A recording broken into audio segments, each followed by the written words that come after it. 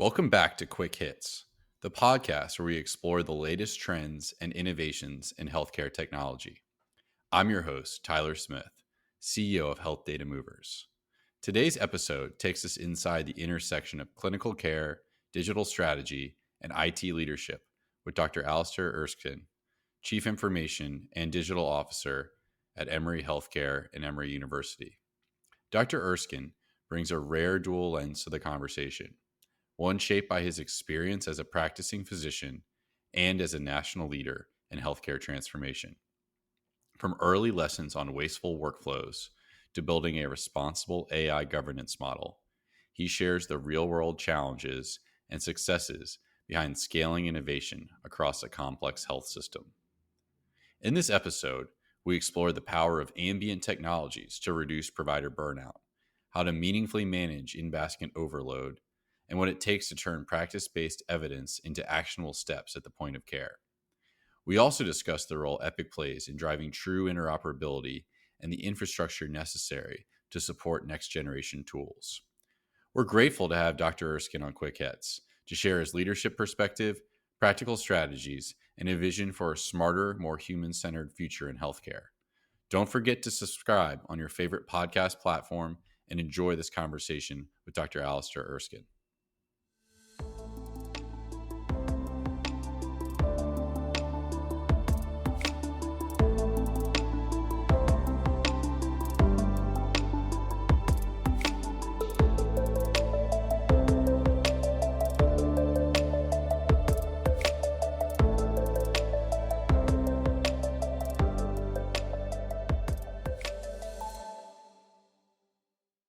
Hello, and welcome back to another episode of Quick Hits. I'm your host, Tyler Smith, CEO of Health Data Movers, and I am joined by Dr. Alistair Erskine, Chief Information and Digital Officer for Emory Healthcare and Emory University. Dr. Erskine, so glad to have you with us today. I know we've gotten to meet a couple times at conferences, and you're also a friend of one of our board members, Dr. Kurt Cole, who is the CGIO at Cornell. So really, really honored to have you with us. You've had a remarkable career spanning clinical care, digital strategy, and IT leadership. So I'd love to ask you what initially drew you to the intersection of medicine and technology. Yeah, Ty, thank you. And it's a pleasure to be part of this boarding. I would say that, I started my career as an internal medicine and pediatric physician and was practicing on the units using, at the time, this is, a few moons ago, but using software to help with the practice of medicine. And I just grew critical of the way things had been configured. It was as if somebody had put great software together, but didn't really understand the workflows that it needed to adapt to. And so I became curious and started asking questions, and then realized that the gap that existed was really those at the point of care were not contributing to how these systems were really being designed. And so I saw that there was this gap between essentially the clinical care experience and the way technology is being deployed, and thought, well, somebody's got to fill that gap. And that's kind of what initially drew me into the field. I will say that, I learned a lot from both the advantages of understanding clinical workflow, but also the advantages of understanding how change management and project management and, doing things at scale function, and how to bridge the two together. Yeah, I love it. And so inspiring that you noticed something needed a change. And instead of just putting in a bunch of help desk tickets, you went ahead and became fully involved in the process. So if we all took that approach, I think we'd live in a much better world across disciplines. And yeah, I can just imagine your first change management meeting and how that might have been quite an awakening. Can I share with you one example, in fact, because it's one that stands out Yes. in my mind right now. I'm sitting at a nurse's station. I'm writing up a consult note for, a patient that's on the neurology floor. I look over at the clerk, and she's approached the recycle bin to the printer. And she's taken reams of paper, like 500 pages each, off the printer and put it directly in the recycle bin. So again, curious, I'm like, what are you doing? And she's like, this damn printer just, every 8 hours cranks out all this paper, and I gotta like feed the paper into the machine, and I gotta like feed the ink and so forth. Nobody ever touches these things. So I figured I might as well just recycle them. I said, well, what are these? Well, these are just like reports that, have been there since go live. So then I thought, okay, great. And I do a little back of the napkin calculation and figure out that's like $1 million a year worth of paper and ink that's being spent on these things that nobody looks at. And I'm thinking, great. I'm going to go to the IT committee and I'm going to be able to tell them this is a great way for us to save money and to, avoid frustrating clerks and so forth. So I go up there as like a brand new informatician, so to speak. And I describe the situation, and one of the folks stands up and says, "You cannot turn those off. Patients will die." And I thought, okay, well, but nobody's reading them. And I kind of, for the first time, got hooked on the idea that there was a gap between the sort of clinical care and, and turns out 6 months later, I was able to turn off half of those, even though nobody actually read them. And that's kind of, you learn that it's not just because you have a good idea does not mean that it's going to manifest into something which will immediately change. And sometimes as doctors, we are, our hubris is large enough that we think that we say things and the nurses will do it, so therefore everybody else is going to do it. Not the case at all in the real world. Yeah, it's such a great example, and I can just see that that happening in front of your eyes. And the lesson about patience, though, is really important. Wondering how you were able to balance the need to change with also the understanding that things don't change overnight.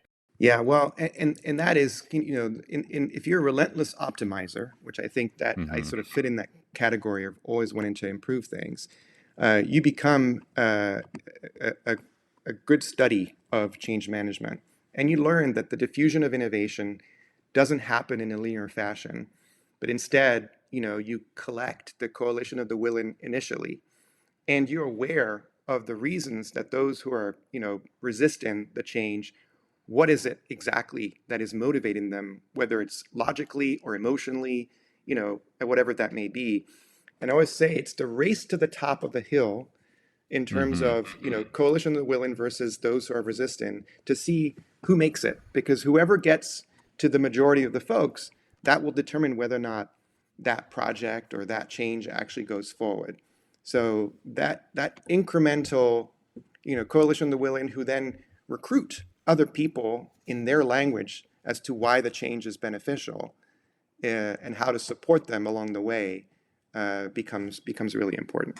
Yeah. Wondering if you have any examples of when you sought out motivation behind a stakeholder and were maybe more surprised by what the motivation was versus what maybe your initial assumption was. Yeah, so a good example that a lot of people are going through now is ambient listening.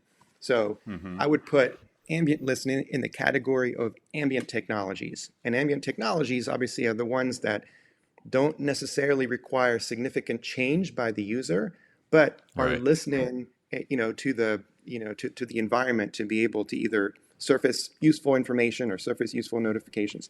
It fits with ambient video. So these are like AI cameras in the acute space that are watching what's happening in a room. It fits with real-time location services, so it tells you where people are located at any point in time, and the wireless environment. So if you think about ambient technologies as a whole, ambient listening is just one component of that. So in the ambient listening space, a lot of people are saying, this is great. I walk into the room, I click record on my iPhone, I have a casual conversation with the patient about their clinical care and their assessment, their plan. And then by the time I'm done, within about a minute, it sits in the medical record ready for me to review. So who wouldn't want that, right? It seems like so logical. And indeed, that really did take off in certain ways, but it sort of hit a 35% adoption rate. So again, you're thinking like, how is this only 1/3 of all the physicians interested in being able to adopt something which, for all intents and purposes, should really be able to help with collecting the accurate assessment of what happened in that room when they had a conversation in the clinic, and being able to, have it structured in a way that the billers, the folks that code that note are get what they need, et cetera, et cetera. Well, on the other side, you start to realize that obviously not every appointment across specialties is the same. If you're an ophthalmologist, All right. you don't say a lot in that room. You're doing a Mm, lot of looking in the eyeball and moving somebody from station to station and so forth. So there's not a lot to capture. Uh, mm-hmm. and and similarly, if you're a urologist, you may be seeing patients every 5 minutes and seeing 60 patients a day. And you've gotten to the point where you know how to use, in our case, we use Epic. You've gotten to the Right. point where you're such a good user of Epic that you're so quick and hit an F2 and go into the various different sections that actually doing something that would capture the voice would actually slow you down. Um, so there really ends up being that group in the middle for which, not the ones that really can't benefit from it, not the ones that are going to run towards it because they're primary care doctors or psychiatrists or palliative care doctors that can really find it useful, but the ones in the Mm-hmm. middle that need a nudge that gets them over the activation energy to say, okay, I'm really busy. I don't have time to learn a new thing. But if my colleague comes to me and says, look, just do one note at the end of your day for a week and then see what you think. If you can have that scenario, you can bring those folks along Got it. and convert a lot more. But there is certainly cases where you think going in, everybody's going to benefit from this. But then when you realize that medical care is so diverse in the way that it's practiced, that in fact, it doesn't fit everybody's workflow. Sure. So am I right to assume then the 35% adopts easily, then you've got a 65 gap, and then the ones in the middle, then I'm guessing that closes you down to maybe like another 35% that decides they are those just the resistant that are never going to change, or how do you bring those folks over to the table? Yeah, no, it's exactly right. And for this particular, this is our experience, at Emory. People are going to have different experiences at different systems, dependent upon the culture, dependent upon the motivation. For example, some organizations are saying like, you will have to see another patient. So you're going to have to come up with some way to be more efficient to see another patient, one per day, one per week, whatever it may be. That could motivate people similarly, or, they're different motivated. But for us, the first third jumped on like you described. The last third found that they didn't need it because they were, doing other things. And that third in the Hmm. middle needs the nudge. Um, Got it. and and they're every single one that I've heard about that gets the nudge and then ends up converting is coming back saying this is a life-changing thing. I get to go home and see my family. I get to reintroduce myself to my kids. It's saving my marriage. All these kinds of, really good kind of anti-burnout scenarios. But they Hmm. needed that their colleague holding their hand, tell them that this is actually useful. It's not one of these bright shiny objects. It's something that's actually going to save them time or help them through their day, to trust that this is going to be something that works. Yeah, and so yeah, I'm glad you brought up burnout because that is one of the most I guess compelling reasons we hear for ambient, and everyone knows the example of the provider that was drawn, I think, by a young girl, and they're looking at the computer, not at the patient. Right. And then and then the pajama time and the examples of I got my marriage back because I was able to use ambient technology. So not to say that ambient gets all the buzz, but I would say it's getting more of the 65% versus the 35%. So we'd love to ask you what role IT can play outside of ambient technology in reducing provider friction and restoring patient care time. Yeah, the thing to do in my mind, and being a physician, I can kind of anticipate what some of the issues are. But being a physician, it means I don't necessarily know what the pharmacy workflow and the nurse workflow and the tech workflow exactly may be. So that's Mm, why it's so important to have a team of informaticians that are double agents. So they spend half their hmm. time practicing in their field, whether it's pharmacy or nursing, and the other half of the time helping configure the system. But from the physician perspective, what are the things that take time and are are driving the burden. So I would say anything that has moral injury in it. And what I mean by that Mm, is anything that you're doing something that you know is not helping the patient and got it. is burning up, cycles in administration, whatever it may be. Documentation could be seen as one of those, but there are others. The in basket is a good example of something that sometimes can keep clinicians up late at night. In fact, we have data through our electronic health record that tells us for each provider when are they spending time in the record and what are they doing. And some of those data are sobering. There are primary care doctors that stay up every night till midnight or 1 o'clock in the morning, just trying to Jeez. complete the work that was done before, or trying to prepare for the next day, or try to consume the in-basket messages that are coming at them. Now, if you break down the in-basket messages, you can think of, well, there are some that are a prescription refill. There are some that are schedule, requests. There are some that are asking a clinical question, and there are some that are just saying thank you to whatever it was that was previously discussed. Well, you can categorize those fairly automatically using AI, and then expose the scheduling ones to the scheduler, or the medication refill ones to the person that helps with medication refills, without necessarily pushing those to the doctor. And then you can limit the number of in-basket messages that the doctor has to kind of address. But even with that, there are etiquettes and practices that people have. For example, of if I'm a specialist cardiologist and I'm seeing a patient, I may carbon copy the note that I send to the patient to the primary care doctor. But the primary care doc, and that sounds like a reasonable thing to do, Right. but that primary care doctor may be getting 20 notifications about that one patient as they Mm, navigate through the system over a week if they've been admitted. And you can quickly see how all roads will lead to that primary care doctor, and they'll get overwhelmed with the number of in-basket messages they have to review. So the other thing to do is to say, well, how do we teach people when it's appropriate to carbon copy something to a primary care doctor, and when the primary care doctor is going to get that information anyway just by reviewing the chart? So I would say, in addition to documentation, in-basket management is another one that drives burnout.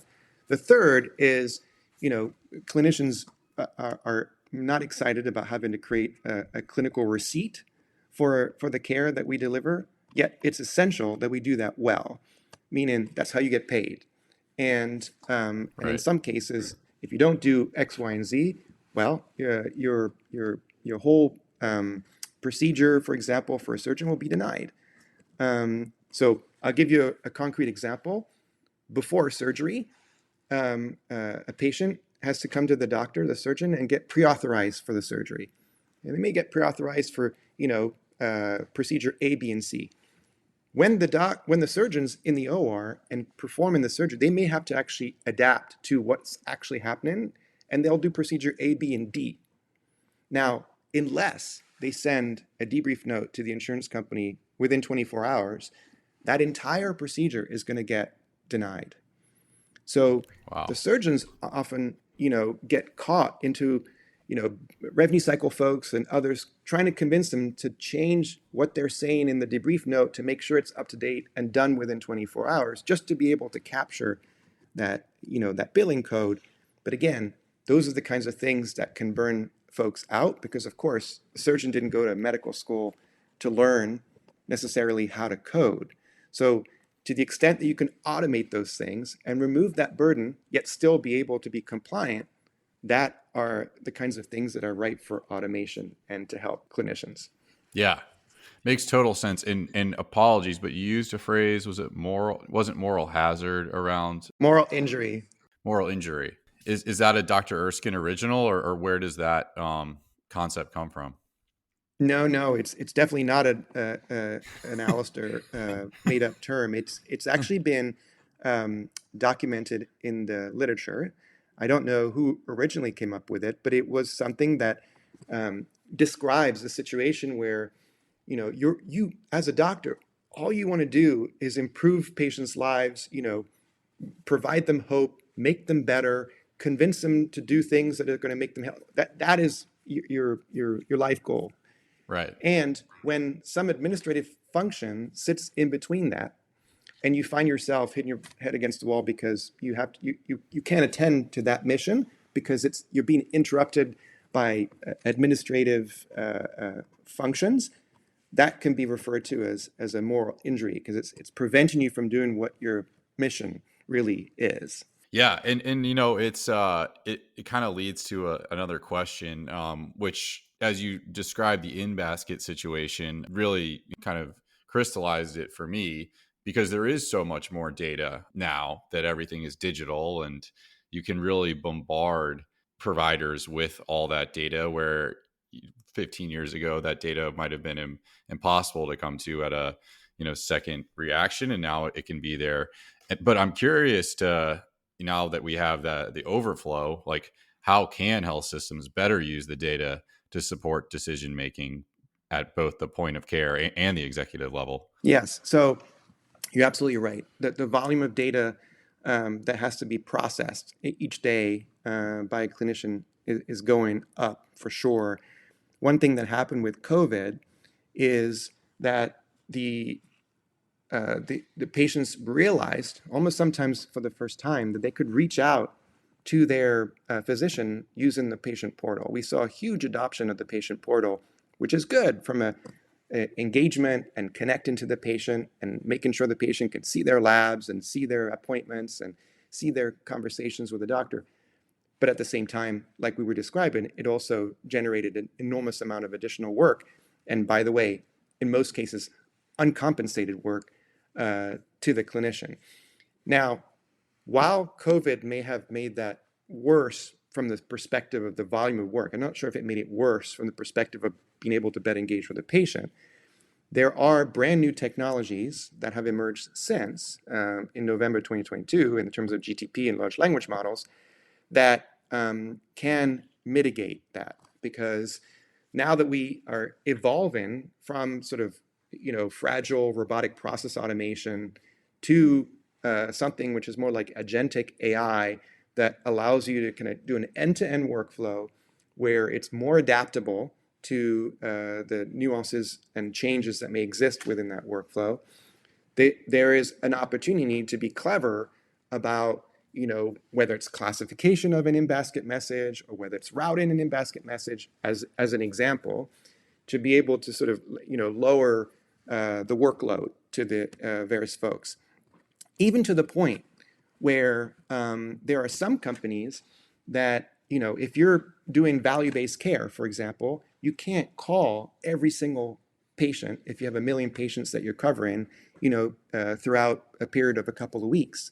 But with agentic AI, especially the voice kind, you can, meaning that you can send the bot out to contact a number of different patients and have the bot admit the fact that it's a bot, but say that it's working for company XYZ, and ask questions of the patients in an empathetic way, taking as long as the patient needs, so not being rushed.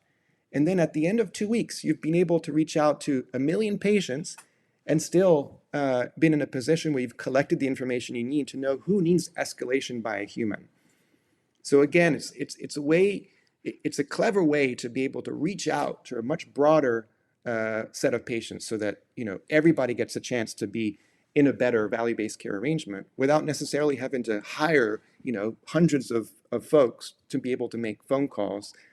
This is the way that we're going to, in part, be able to address sort of this explosion of data to be able to better manage it. And such a great example and use case. And coming at it from the value-based care perspective, I see the dollars and cents angle, in addition to the overall provider angle of VBC. And that leads me to just another question around digital adoption and new technologies, and how does your clinical background and that perspective prioritize your digital investments and the implementation strategies? So, and I didn't learn this as a clinician. I learned this as I became, developed experience as a technologist, which is you may see and enjoy, a particular application for a particular workflow, that attracts, a physician, nurse, whomever it may be. You're not always aware of the underlying technologies that also need to be there to be able to support that. And that includes things like the infrastructure. Are you going to be on premise or in the cloud? It includes the data infrastructure, the data model, and how that data is going to flow from the application to your enterprise data warehouse and to your insight engine and so forth. It includes the protection aspects in terms of cybersecurity, making sure that as that data flows, it follows the HIPAA requirements and it's safe and it can't be hacked into. And even it requires a platform onto which that application is going to sit so that that applications elegantly manifests its workflow within kind of the overall workflow that, for example, the clinician is consuming. So when you create the roadmap, you really have to think not only of the things that are kind of at the tip of the spear, but all the underlying things that need to exist in order for all those applications to be consumed in a stable fashion. So you have to do a mixture of both. Sure. And I think your questions also kind of hint into the idea of, well, how do you differentiate between something that's like a routine upgrade of a major system like Epic versus something which is right sitting on the digital frontier. That's a brand new piece of functionality. Some would describe maybe even as a shiny object. How do you balance the two? And I think many of us approach that in a different way. In my mind, you want to have a certain amount of bandwidth always reserved for the things that are going to make the way you operate more efficient and the way that you practice, better.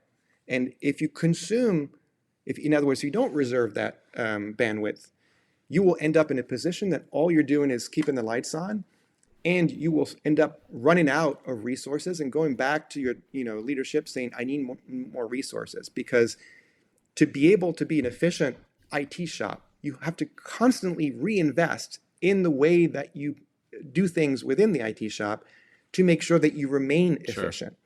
Sure. You're picking the right amount to outsource versus insource. You're picking the right amount of effort to put towards maintenance versus new applications. And in order to run all that, you need a governance system that is well balanced with members from all kinds of different aspects to be able to come up with what's the right next application on the roadmap, over the next 5 to 10 years. Let's take a quick break. At Health Data Movers, we know that data migration isn't just about moving information from point A to point B. It's about making sure your clinical and operational data is accurate, accessible, and secure, so your teams can focus on delivering care, not chasing records. Whether you're consolidating systems, switching EHRs, or sunsetting legacy data platforms, our data migration experts help you move confidently through complex transitions. We bring proven tools, repeatable processes, and deep healthcare experience to make your migration seamless. If you're planning a system change or even thinking about one, let's talk. You can learn more at healthdatamovers.com. Now, back to the show. I can understand efficiency not being a provider. I think we all can, but you also mentioned better. And so how do you define better in this context? So, the classic things that people seek out in healthcare is obviously care that is more evidenced or that is more professional organization based. So if you follow the American College, of Cardiology, or if you follow, the American College of Physicians, whatever it may be, in your practice, and if you can make sure that those evidence-based steps are embedded into the decision support that you have, that's better. If you can figure out a way to reduce the out-of-pocket expense of your patient by selecting, for example, a prescription of a drug that to the patient or to the care process makes no difference, but has a significantly different copay. For example, we give proton pump inhibitors like Prilosec and Nexium and so forth to a patient. In some cases, that out-of-pocket expense for the patient is $100 versus the other one that's $10. And that's purely dependent upon which health plan and how they cover those medications and what tier that is. But picking the less expensive option, despite the fact that it has the same clinical impact to make healthcare more affordable is key. I think that's better. I think the third thing that's better is you want a workforce that is happy and joyous about going to work and not leaving the workforce like nurses or techs or others because it's becoming too much of a burden to practice. And it's kind of, that moral injury piece kind of comes into play. So making the environment one where you're not struggling to log into the system, that you're using a computer that has everything that you need, that you're in an environment where there's support. For example, for a young nurse who just comes out of nursing school, who's on a unit on the wards and knows that there's a virtual nurse at her beck and call whenever he or she needs it, just by having the virtual nursing program kick into that room, is something that is going to make for a better environment and make make it easier for them to remain in the organization, to retain that workforce. So that's better as well. And I think at this point, because medicine is such a human-to-human type of practice, but there's so much additional administrative work to do, I think better includes automation. Automation, with robotic process, automation with AI and agentic AI, but anything that we can do to reduce the burden and surface the insights that are otherwise hidden in the data, I think is better as well. Yeah. When I'm hearkening back to the 35% comment as we're also talking about this application of technology. Was at the Becker's conference and got to hear Dr. Michael Pfeffer, CIO of Stanford, like you, a physician CIO.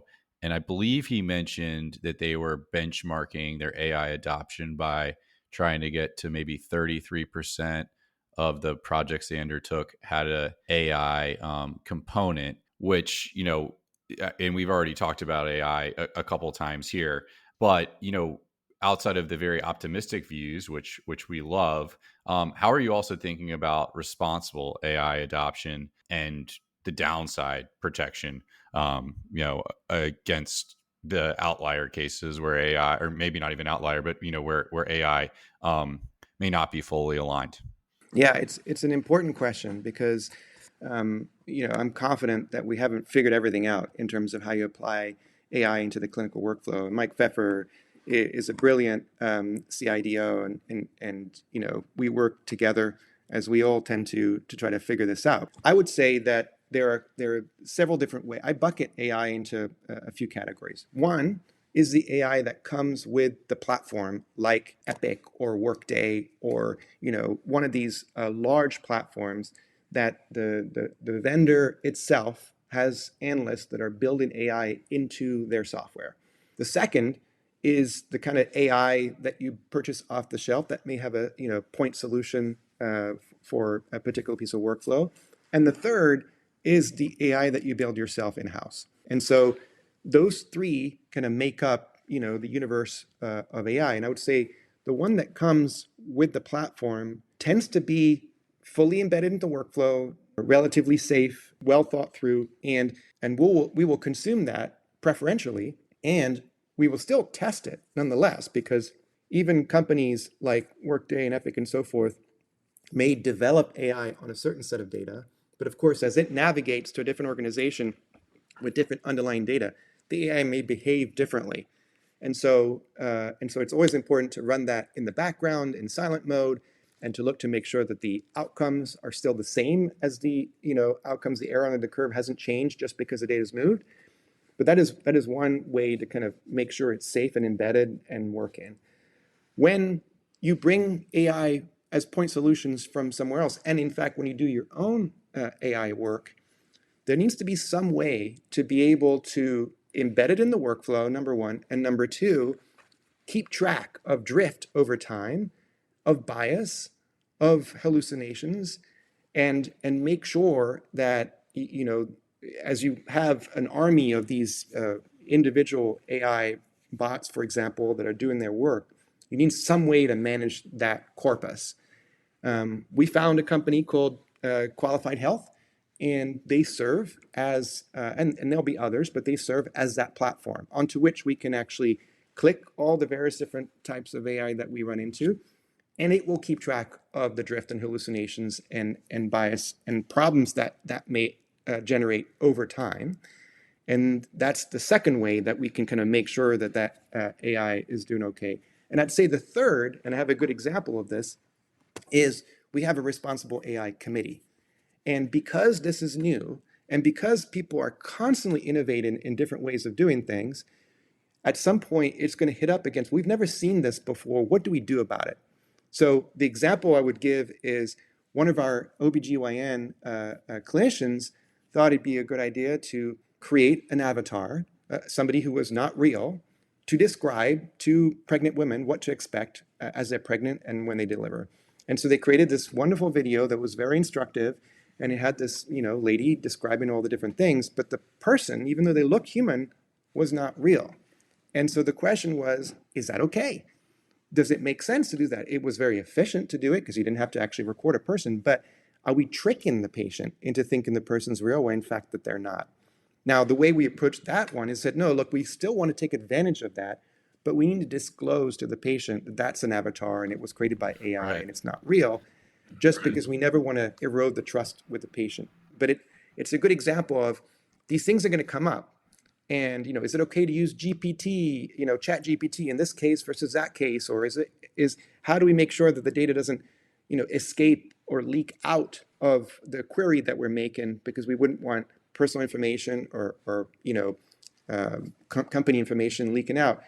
You still need a committee that is thoughtful about new emerging capabilities to consume. So I think the answer is three: embedded into your platform, some sort of platform that is able to track drift over time, and a responsible AI committee that can consider new emerging capabilities. Yeah, I love it. And pleasant surprise to hear about qualified. Dr. Norden and I were actually classmates in our MBA program, and he's spoken to our company before. So really cool to hear that. Oh, fun. Yeah. So you mentioned it. We haven't really talked about it that much, but obviously Epic plays a massive role in our industry. And I think it was about maybe 11 years ago, I'm going to self-promote. I wrote a piece for HIS Talk about vendors entering the market that may just be creating functionality that's just an Epic upgrade away, and to be very careful about doing that work, because you could be displaced even if the solution from Epic's only 80% as good as yours. It's already integrated. Now Epic's getting a lot of attention with the Acquired episode. I do think one of the areas where, and maybe they address this in Acquired, but sometimes Epic doesn't get enough credit, is in the interoperability. At least when I started, this was a best of breed world where you didn't even really have interoperability within the walls of the individual system. And through the adoption of enterprise EHR, thanks to Epic and Cerner and the other big players, now interoperability is much more plausible, which folks may disagree with me on that take, but that's what I believe. But yeah, I guess I'd love to ask you, interoperability still isn't, it's still a challenge. And so what approaches have you found most effective in connecting systems and improving data flow? So yeah, it's an important question. Let's start with Epic. Epic has been criticized as preventing interoperability from, because of its approach and so forth. I would completely disagree. In fact, I would argue that organizations that are part of the Epic community are constantly exchanging data amongst each other, to the tune of hundreds of millions of records on a routine basis, in a way that isn't just a PDF that ends up, in the media section of your record, but instead is hydrating the dynamic aspects of the records, like the problem list or the allergy list or the medication list, in a way that as a clinician, I receive the information and it says, there's some information from the outside. Do you want to reconcile it into your medication list? And it already has thought about duplications that it's not going to present to you. So from an interoperability and really getting all the respective individual hospital databases in sync with what the actual patient is experiencing when it happens at one hospital but not at another one, but eventually hydrates that database, I think Epic has killed it in terms of killed it in a good way in terms of Right. being able to do that. That's the ideal kind of interoperability where you're not having to go on one screen and look at something, go another screen and enter it. The process is automated. Now, how did they accomplish this? They were clever by making sure that when you sign up for an Epic contract, it says, by the way, you're signing up to be in our network, and here are the rules of the road that you have to abide by in order to be able to put your information on the network and have it shared by others. So they had a standard, and then they had a set of governing policies, and you have to do that if you're an Epic client. If you choose not to, well, then Epic's not good for you, right? Now, other vendors have taken a different approach of saying, we're open and you can move things however you want and we'll accommodate. And the problem with that approach is the fact that you may have one hospital across the street from the other one, and they haven't prioritized interoperability amongst all the things that have to be done, and they can't exchange anything, and they're sending faxes to each other. So if you look at the bulk of sort of the Epic clients across the US and how well they interoperate with each other and how well the portal interoperates, because there's a clinician side, there's also the patient side, and how even on the portal, Epic has something that allows you to bring all the portals together so you see one view as a patient. I really think that approach should be considered on the national highways that we're putting together from an interoperability standpoint. As you know, TEFCA is an important next step in terms of right now used for treatment only. At some point in the future, may be used for public health and then used for procedure and operations down the road. But I think the attempt is to try to say, how do we create something which is machine readable, which is reconcilable to your own system, whether it's Epic or not Epic, in a way that it's not just tossing PDF files at each other. So like you, I think that Epic's actually done a good job, and it's something worth replicating in other systems. Yeah. Well, looking ahead, what areas of healthcare transformation are you most excited to see evolve and potentially contribute over the next decade? Yeah, so there are probably three that I can think of that are sort of interrelated. The first is what I described before in terms of ambient technology. So the idea that ambient listening is just one component of the suite of ambient technologies that we could be taking advantage of. If you know somebody's location at any point in time, whether it's the patient, the nurse, the doctor, whatever it may be, there are some very clever efficiencies that you can gain from that knowledge to be able to kind of come up with a better mousetrap in terms of how people navigate around the hospital or where they are going backwards and forwards between the supply cabinet and the patient's room, and does it make sense to take those supplies and put them in the patient room? Those kinds of efficiency approaches. If you can watch beyond just listen, if you can watch passively at an OR, you can, you think about an OR procedure, which is really managed chaos to some extent. You're cutting a patient open, you're doing whatever you do into the various organs, and you're closing things back. To have ambient video watching that and being able to make sure, did timeout occur appropriately? How many sponges went in and how many sponges came back out? And how can we automate the process of that debrief note and so forth? So that ambient video technology also can support the patient in the hospital bed after their surgery. Are they going to fall? Or can the ambient video keep them from falling by detecting 45 seconds before they fall that they're going to fall and allow the team to come in and rescue the patient? We're having, I would say, extraordinary results with our ambient video technology where we're detecting the fall before it occurs. And since we've put it in, so far we've had 0 falls. Wow.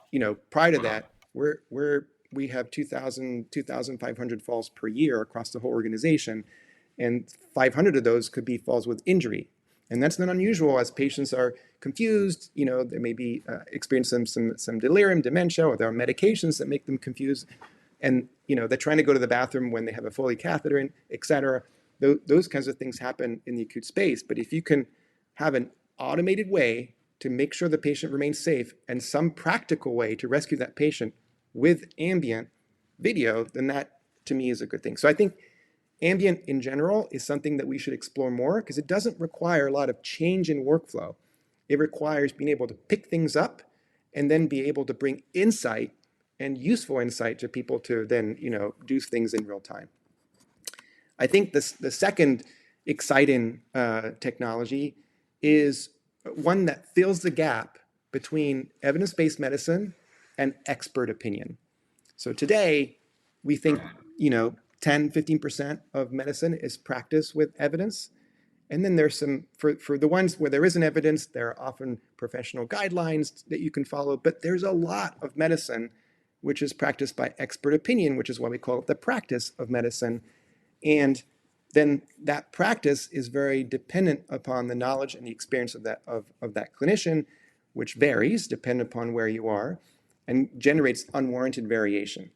So there's a new kind of evidence that has emerged, and it's called practice-based evidence, where in this case, you can actually query your own data set in real time, ask questions of the patients that have been at your hospital. Is there another patient like mine, and how did they do with this medication versus that medication?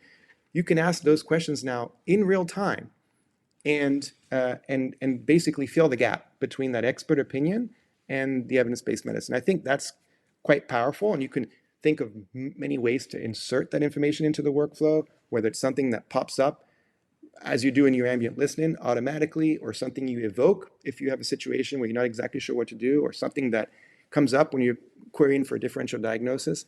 So that's the second one. I think that's exciting.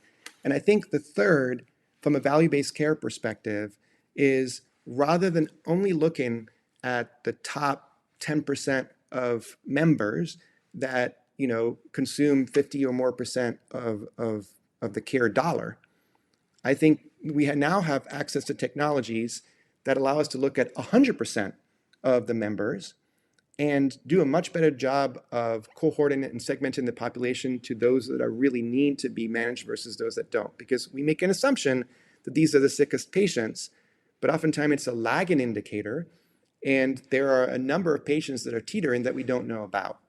And now there are ways to reach out, verbally, Hippocratic AI being a good example of that, to be able to query those patients and get the right information that's timely to be able to better manage that patient population. So I think if you look at ambient technologies, practice-based evidence, and then these new value-based care approaches to reach out to everyone instead of just a small piece.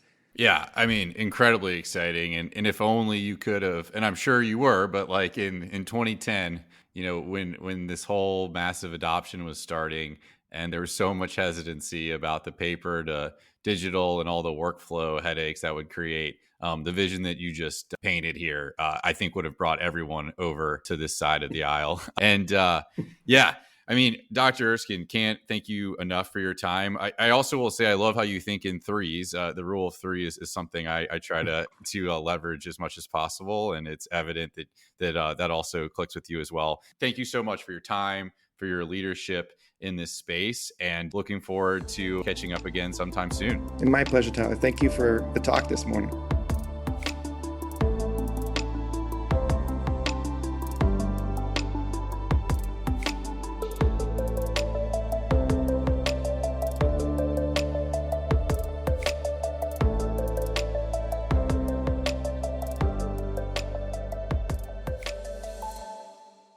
Thanks again for listening to Quick Hits, a healthcare technology podcast for healthcare technology professionals. Follow us on Spotify or Apple Podcasts, and don't forget to reach out to us with feedback, suggestions, or even people in the healthcare technology industry you think we should interview. Send an email to quickhits@healthdatamovers.com.